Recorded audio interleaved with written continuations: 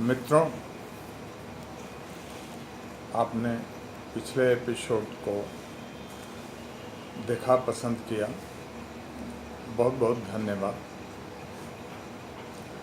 बहुत शुभकामनाएं।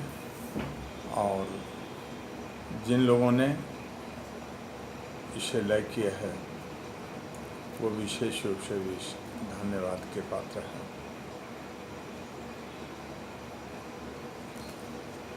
मित्रों, पिछले एपिसोड में भी मैंने निफ्टी के बेचने की बात की थी और कुछ एक्सपर्ट्स का मानना है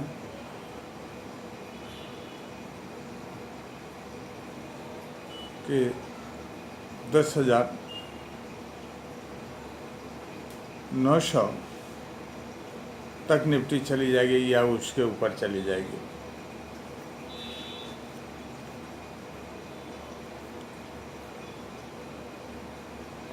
किसी ने भाव दिया था कि नीचे में 750 का स्टॉप लॉस लगा करके 10,900 के लिए खरीदा जाए।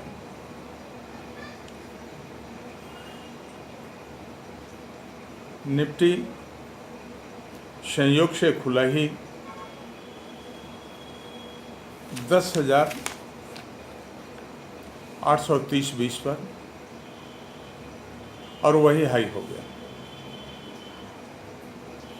नीचे में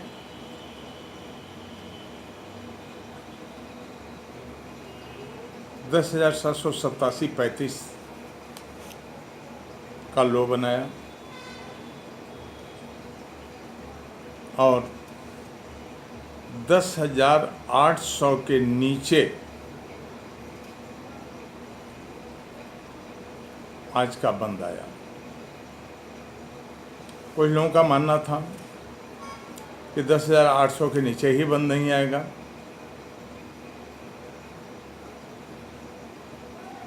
तो वो तो आ गया 10,800 के नीचे बंद। दूसरी चीज, शेयर बाजार में मानसून को लेकर के बड़ी हल्ला होती है। जेपी शर्मा जी ने आज अपने कुछ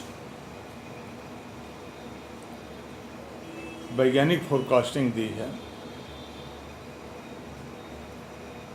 और उनके हिसाब से मानसून कुछ विलंब से ही आ रहा है।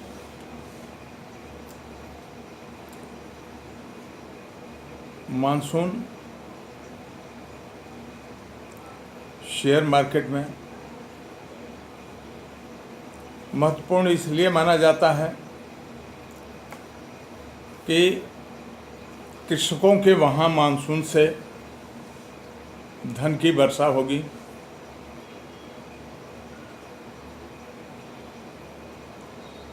और उस धन वर्षा से माल की खपत बढ़ेगी और इंडस्ट्रीज को भी लाभ मिलेगा। अब तक का मेरा अनुभव है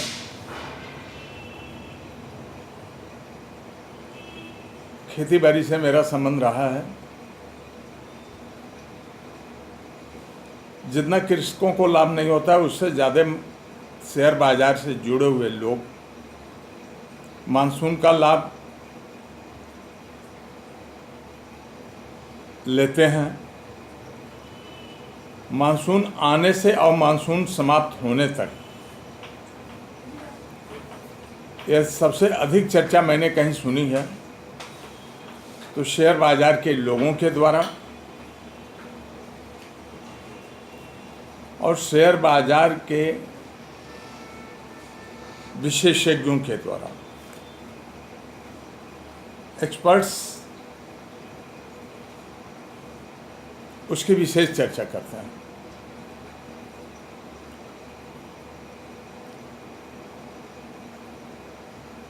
मित्रों, सही बात तो यह है, मुझे जो अपने अनुभवों के आधार पर लग रहा है कि कहीं न कहीं एक्सपर्ट्स के कुछ लोग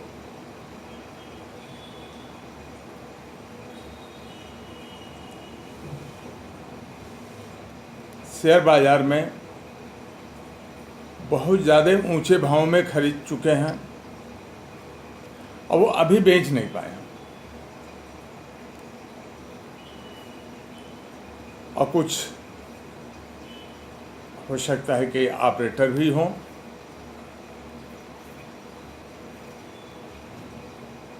क्योंकि 150 पॉइंट अगर जब डाउ जोन फ्यूचर दिख रहा है नीचे और फिर भी निफ्टी न जाए नीचे, कुछ एक्सपर्ट ने यहाँ तक कहा था कि चाहे जो हो निफ्टी नीचे नहीं जाएगा।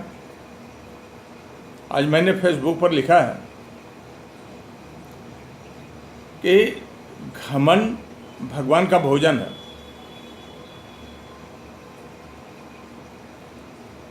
एस्ट्रोलॉजी तो बता ही नहीं सकती है 100%, ये संभव ही नहीं है, केवल ईश्वर ही बता सकता है। बाकी विश्व में किसी की ताकत मैं मानता ही नहीं हूँ कि जो बता दे। अगर यदि कोई बता सकता है तो एस्ट्रोलॉजी ही 80% तक फोरकास्ट कर सकती है। उससे ऊपर मैं एस्ट्रोलॉजर्स को भी नहीं मानता हूँ कि वो फोरकास्ट कर देंगे। 20% ईश्वर के हाथ में, और बाकी विदेश के कई लोगों ने अपनी वास्तविक बात लिखी है कि मेरा 60% मिला, मेरा 65% मिला।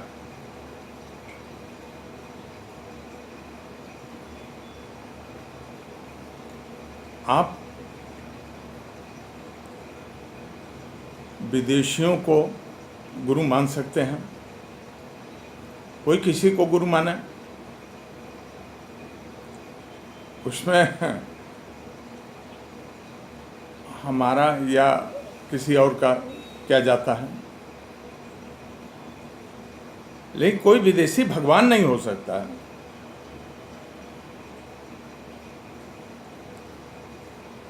आप उनका नाम रोज जप सकते हैं। यदि आपने कुछ नहीं किया है शेयर बाजार में, आपका खुद का कोई शोध नहीं है,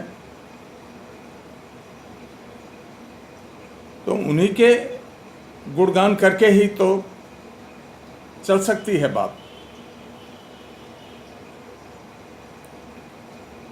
उनके गुणगान न करें या करें, ये आप पर निर्भर करती है बात।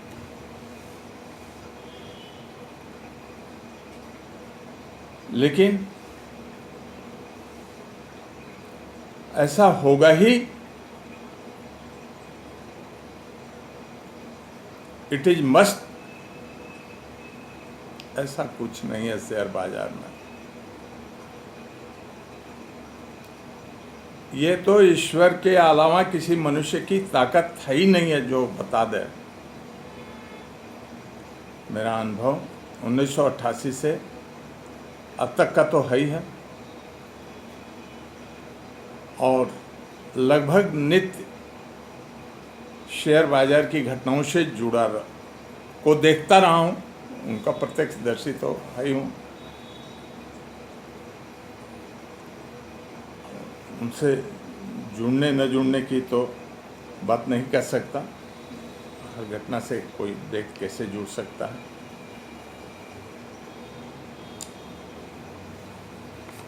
मार्केट आगे बियर फेज में लगती है।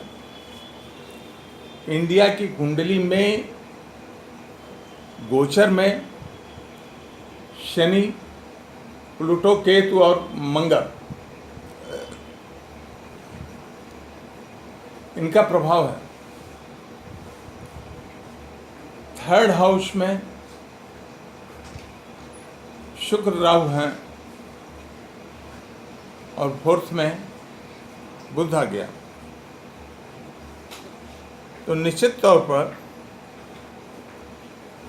वो प्रभावित करेंगे। और 12वें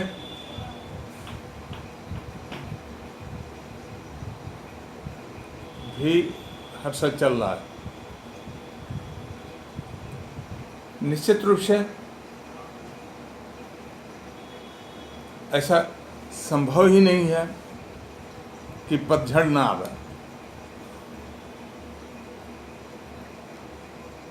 91-19 से 68-25 इसी सरकार में मैंने देखा है और लोगों ने भी देखा।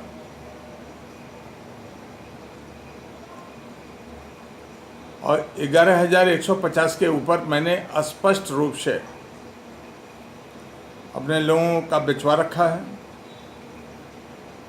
और कहा है